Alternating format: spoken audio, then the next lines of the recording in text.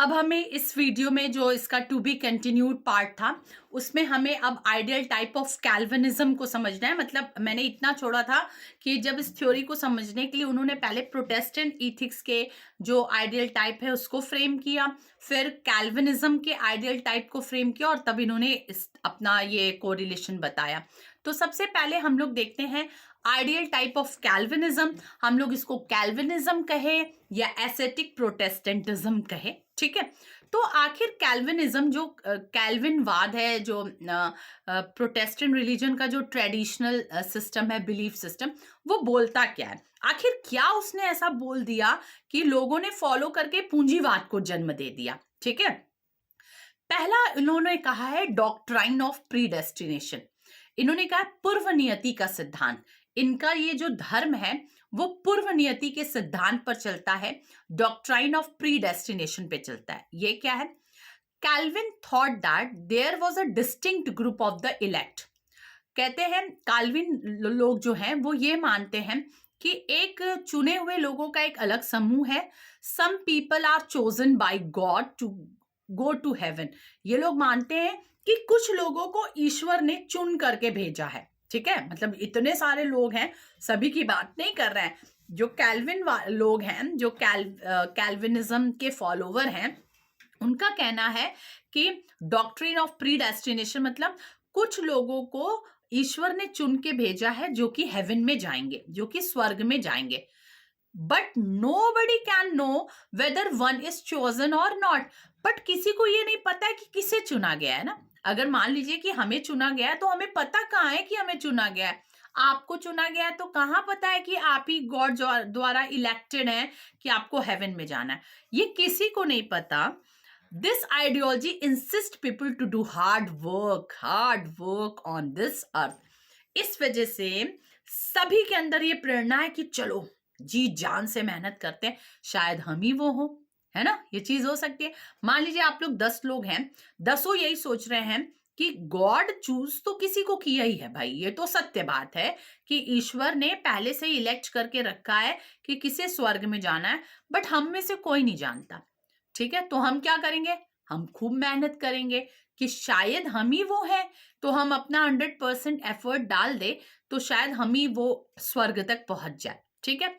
ये जो मोटिवेशन है ये लोगों को एक मतलब एक मोटिवेट करता है कि आप कितना जीवन में हार्ड वर्क करें। और कैपिटलिज्म भी तो हार्ड वर्क पे ही चलता है ना। तो ये रिलीजन का जो ये बिलीफ सिस्टम है ना, ये लोगों को प्रेरणा देता है कि आप किस तरह से मेहनत करें। दूसरी जो बात है वो है एसेटिज्म, जो हमने आपको बताया, इनर वर्डली एसेटिज्म, आंतरिक सांसारिक तपस्या। ये क्या है? Protestant ethics suggested strict self discipline with no enjoyment and more hard work for the glory of God. जो प्रोटेस्टेंट इथिक्स है, जो प्रोटेस्टेंट धर्म के इथिक्स हैं, बिलीव्स हैं, वो क्या करते हैं? वो लोगों को सेल्फ डिसिप्लिन के बारे में कहते हैं कि हमें खुद में संयमित रहना है, हमें खुद में सेल्फ डिसिप्लिन रहना है, हमें फालतू के इंजॉयमेंट नहीं करने हैं, हमें जीवन में बहुत मेहनत करनी है। किसके लिए? ईश्वर के लिए। ईश्वर के आशीर्वाद से ही हम ये कर सकेंगे। तो जब जो धर्म आपको इतना सेल्फ डिसिप्लिन के बारे में बता रहा है, जो धर्म कह रहा है कि आपको बहुत मौज मस्ती नहीं करनी है, आपको वर्क हार्ड करना है, क्योंकि शायद आप ही वो बंदे हैं जो ईश्वर द्वारा चुने गए हैं। तो ये जो इनर वर्डली एसेटिज्म है ये लोगों को मोटिवेट करता है। Inner worldly asceticism was characterized by Max Weber in economy and society. इनकी ये किताब इकोनॉमी एंड सोसाइटी में इन्होंने ये बात कही है। As the concentration of human behaviour upon activities leading to salvation within the context of the everyday life. कि अगर आप अपने दिन प्रतिदिन के जीवन में संयमित रहे, बहुत मेहनत कर रहे हैं, बहुत मौज मस्ती से आप दूर हैं, तो आप निश्चित ही सैल्वेशन पाएंगे, निश्चित ही मोक्ष पाएंगे, ऐसा कैल्विनिज्म कहता है, ठीक है। अर्थव्यवस्था और समाज में मैक्स वेबर द्वारा आंतरिक सांसारिक तपस्या को रोजमर्रा की दुनिया के संदर्भ में मोक्ष की ओर ले जाने वाली गतिविधियों पर मानव व्यवहार की एकाग्रता के रूप में वर्णित किया गया था, ठीक है। ये मैंने हिंदी में बताया। थर्ड आइडियल टाइप क्या है कैल्विनिज्म का या एस्थेटिक प्रोटेस्टेंटिज्म का? All work is sacred. ये मानता है कि जो भी हम कार्य कर रहे हैं वो पवित्र है। Work is not merely a work, it is calling और मिशन। काम को वो काम नहीं कहते, वो एक शब्द देते हैं कॉलिंग। ठीक है, ये कॉलिंग है, एक मिशन है। Should be done with devotion for the glory of God.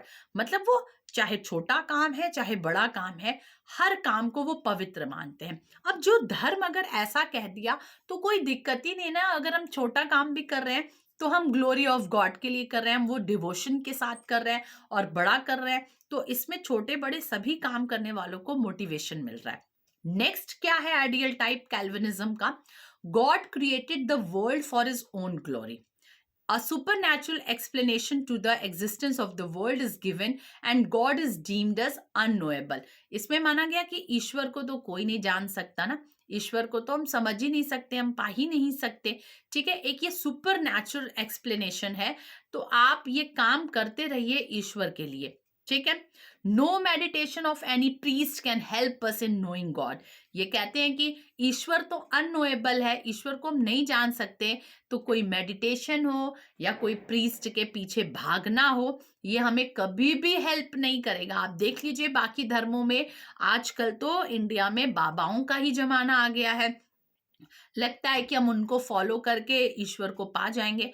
पर कैल्विनिज्म दूसरी तरफ क्या रहा है कि no meditation is required, no meditation of any priest can help us in knowing God. तो क्या है, सबको मोटिवेट कर रहा है कि to do work hard and hard, मतलब जितना आप मेहनत करिए, बस जीवन में काम करिए। All the works is sacred. ये मानते हैं कि मनी इज पावर। जो कैल्विनिज्म है वो मनी इज पावर, ये मनी को पावर मानते हैं। अगर आपके पास मनी है तो पावरफुल है। ठीक है, wealth has to be conserved and devoted to God. अगर आप वेल्थ इकट्ठा भी कर रहे हैं तो वो गॉड का ही है, वो ईश्वर का ही है। तो riches earn through hard work should not be spent on luxuries but in the glory of God. तो जो वहां के रईस भी हैं, जो रिच भी हैं, धनी भी हैं, वो लग्जीरियस चीज पे उन्हें खर्च नहीं करना है, वो सेल्फ डिसिप्लिन को पाते हैं। तो वो पैसा जो है उसको वो लग्जीरियस आइटम में न लगा करके वो अपने जो धंधे हैं, जो काम है, उसी में लगा दे रहे हैं। तो क्या है, ग्रो करेंगे ही ना करेंगे। ये है प्रोटेस्टेंट का जो है इथिक्स, कैल्विनिज्म का इथिक्स। अब दूसरी तरफ ये कंपैरिजन हो रहा है, कोरिलेशन स्टैब्लिश हो रहा है कैपिटलिज्म से। तो फिर वेबर ने कैपिटलिज्म का भी आइडियल टाइप बनाया। ठीक है, अब कैपिटलिज्म के क्या क्या आइडियल टाइप है ये हमें समझना है। कैपिटलिज्म का आइडियल टाइप क्या कहता है कि it is an economic system which is aimed at unlimited accumulation of profit. Capitalism तो भैया प्रॉफिट की ही बात करता है, to gain more and more and more and more profit, आप कितना लाभ कमा सके। Work in modern capitalism organise rationally. जो आधुनिक पूंजीवाद है इसमें काम को बड़े तार्किक तरीके से ऑर्गेनाइज किया गया है, मतलब काम को काम ही हम मानेंगे। The ethics in capitalism, capitalism का इथिक्स क्या है?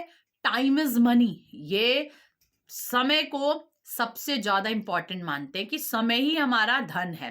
Work should be done well, हमें अपना काम बहुत अच्छे से करना चाहिए। Work is for and called profit, और जो भी वर्क करे अंत में भैया वो प्रॉफिट ही देने वाला होना चाहिए। Capitalism honours individualism, innovations, profit pursuit and hard work. Capitalism भी किस किस चीज को रेस्पेक्ट देता है? वो इंडिविजुअलिज्म को रेस्पेक्ट देता है, व्यक्तिवादिता को बहुत ऑनर देता है। इनोवेशन, अन्वेषण, इनोवेशन को बहुत रेस्पेक्ट देता है। प्रॉफिट परस्यूट, जितना लाभ कमाए उतना ही ये ऑनरेबल चीजें हैं ये माना जाता है। और हार्ड वर्क मतलब श्रम। और उस तरफ जो कैल्विनिज्म है उसका भी आइडियल टाइप क्या था? हार्ड वर्क था। After developing these two ideal types, इस तरह से उन्होंने कैल्विनिज्म के आइडियल टाइप बना दिए और कैपिटलिज्म के आइडियल टाइप बना लिए। Weber draws comparison to explore the possibility of correlation between the two. अब वेबर ने जब अलग अलग आइडियल टाइप बना दिया, ideal type of Calvinism and ideal type of capitalism, जब ये दो आइडियल टाइप उन्होंने बना लिया, अब उन्होंने कोरिलेशन स्टैब्लिश करने की कोशिश की कि आखिर इनके और इनके में क्या सहसंबंध है। ठीक है, according to Weber, doctrine of predestination result into uncertainty. अब यहां पर जो प्रीडेस्टिनेशन है कि someone is chosen by the god but no one can know. ठीक है, कोई नहीं जान सकता कि कौन चुना गया है गॉड की तरफ से। तो ये अनसर्टेनिटी नहीं दे रहा है, कुछ सर्टेनिटी तो दिख नहीं रहा है। About the destiny resulting into anxiety, क्या हो रहा है कि अगर हमें नहीं पता रहेगा कि हम ही चूज किए गए तो मे बी हमारे अंदर एंजाइटी आ जाए। ठीक है, as their destiny were unknowable a feeling of insecurity is generated.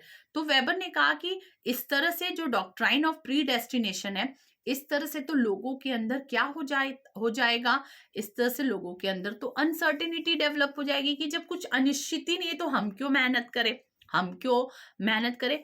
फिर इसी को दूर करने के लिए फटाक से दूसरा आइडियल टाइप आ गया है, दैट इज वर्डली एसेटिज्म का। ठीक है, माने वैराग्य वाली बात, सैल्वेशन वाली बात कि भैया मेहनत करेंगे तभी मोक्ष पाएंगे। तो आप इतना सोच के मत बैठिए कि कोई तो चूज किया गया है गॉड की तरफ से, तो पता नहीं कौन चूज किया गया, छोड़ो कौन मेहनत करे।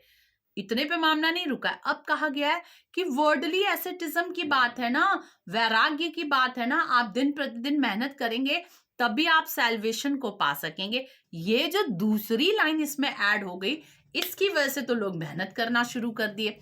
This led to the intense this worldly activity as a success in this world was considered as being the chosen in that world. समझ में आया?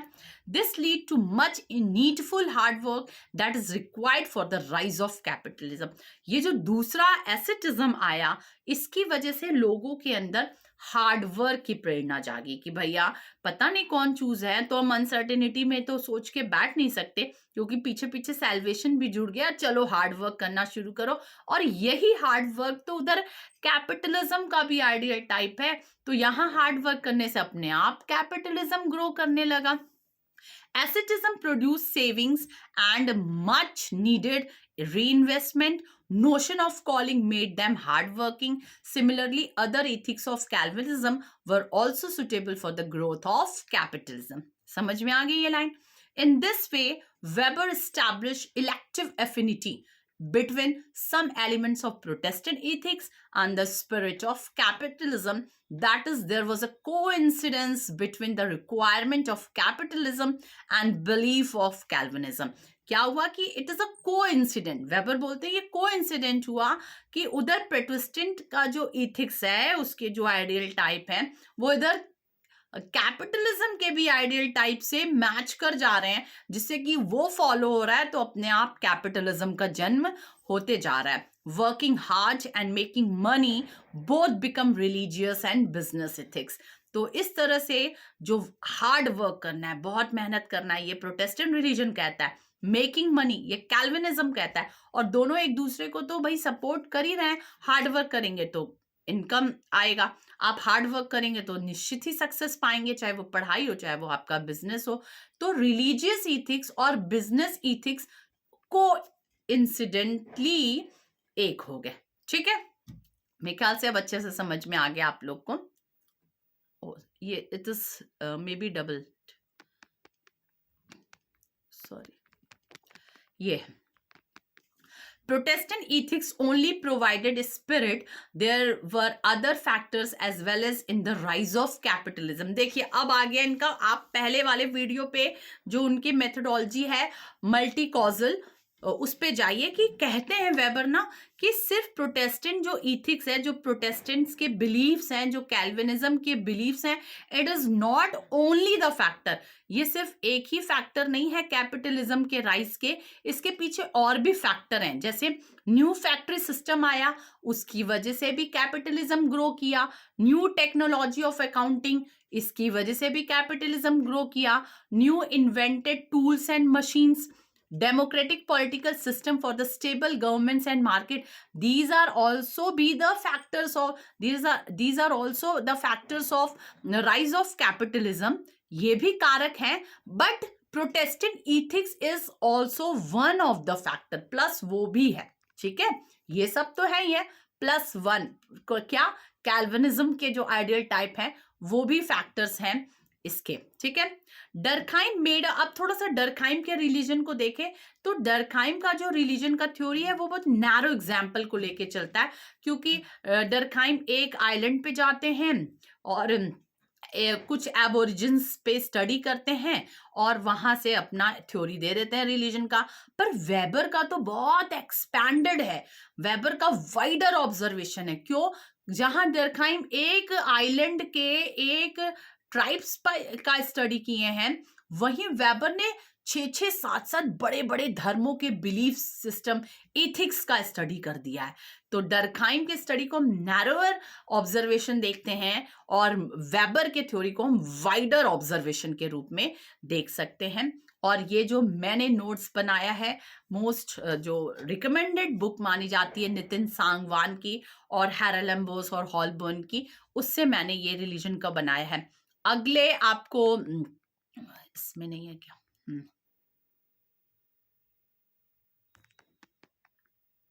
ये अगले आपको वीडियो में इसी की कंटिन्यूटी है, जिसमें उन्होंने अलग रिलीजन की भी बात की है। सिर्फ उन्होंने प्रोटेस्टेंट रिलीजन की बात नहीं की है, मैंने बताया ना इन्होंने कंपैरेटिव स्टडी की, तो उन्होंने और भी रिलीजन की स्टडी की, चाइना के कन्फ्यूशियस रिलीजन की स्टडी की, इंडिया के रिलीजन की स्टडी की, जूडिज्म के रिलीजन की स्टडी की। तो अगले वीडियो में मैं वो बातें भी बताऊंगी कि इन्होंने अलग अलग रिलीजन की जब स्टडी की तो क्या पाया और क्या मिसिंग पाया, जिससे कि अन्य रिलीजन के लोग या वहां का जो एरिया है वो कैपिटलिज्म को राइज नहीं कर पाया, बल्कि जो वेस्ट यूरोप और अमेरिका के जो रिलीजन कैल्विनिज्म, उन्होंने कैपिटलिस्ट को राइज करने में, उसका उदय करने में बहुत अहम रोल प्ले किया है। अकेला तो रोल नहीं प्ले किया है, बट बहुत अहम रोल प्ले किया है। तो ऑलमोस्ट जो और फिर मैं उसमें क्रिटिक्स भी आपको बताऊंगी कि वेबर की थ्योरी का किन किन पॉइंट्स पे क्रिटिक्स होता है। जो थ्योरी जितनी जितनी ज्यादा फॉलो की गई है उतनी ज्यादा उसकी क्रिटिक्स हुई है। तो जिन थ्योरी की ज्यादा क्रिटिक्स हुई है, मान के चलिएगा कि वो सबसे मोस्ट सक्सेसफुल है। इसी तरह इंसानों के लिए भी होता है ना, कि जिस इंसान का सबसे ज्यादा क्रिटिक्स होता है वो समझिए उतना ही आगे बढ़ते चले जा रहा है। तो इन्हीं लाइफ, इसीलिए क्रिटिक्स से कभी घबराना चाहिए। आपके बारे में लोग चर्चा करें तो समझिए कि आप बहुत ऊपर जा रहे हैं, तभी तो आप चर्चा के काबिल हैं। वो निगेटिव पॉजिटिव तो लाइफ में लगा रहता है। तो इसके मैं तीसरे वीडियोस के साथ, ऑलमोस्ट 3 वीडियोस में ये टॉपिक आपका पूरी तरह से खत्म होगा। तो बोरिंग ना हो इसलिए मैं अलग अलग पार्ट्स में ये बनाई हूँ। तीसरा वीडियो भी जल्दी ला दूंगी, जल्दी, ताकि कंटिन्यूटी में छूटे ना। कल ही अपलोड कर दूंगी उसको। Till then, goodbye, take care.